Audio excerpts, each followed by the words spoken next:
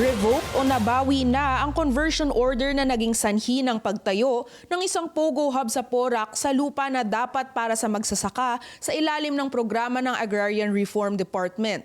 Ayon yan kay Senator Cynthia Villar na dinepenshan ang ipinanukalang budget para sa DAR sa 2025. Pero umapela raw laban dito ang may-ari ng lupa na si Ruperto Cruz sa Office of the President. Hopefully dahil inanunsyo ni Presidente ang ban sa POGOs nung kanilang SONA, naglabas sila ng executive order tungkol sa pag-ban sa POGOs, kasalukuyang kumikilos ang iba't ibang departamento at ahensya ng gobyerno para ipa-wind down ang mga POGO hanggang December 31 at magkaroon ng just transition sa mga nagtatrabaho doon. Hopefully, hindi po magpo-prosper at mag-fail ang appeal nila kung dun pa sa Office of the President nag-appeal yung Ginoong Cruz. Sa mga pagdinig ng Senado ukol sa Pogo lumabas na umano'y nabenta na ang titulo sa lupa bago pa ma-release sa Agrarian Reform Beneficiary o ARB.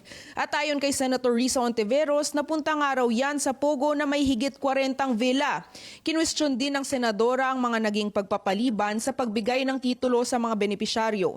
Nabanggit ni Ontiveros na sa Tarlac may ARB na hindi pa natatanggap ang titulo niya kahit na 1993 pa ito na-generate. Kahit na issue raw ito, hindi pa alam kung sino ang nakakuha nito dahil sa nawawalang dokumentasyon. Alam niyo naman ang gobyerno, marami rin problema. So the solution is for them to go to the Department of Agrarian Reform and clarify things para malinawan yan. Kasi marami ring kalokohan na nangyayari sa gobyerno. And there is an assurance from the Secretary of the Department of Agrarian Reform that he will personally take care of these things. Siya kanya pumunta at titingnan niya kung ano yung mga abuses na yan.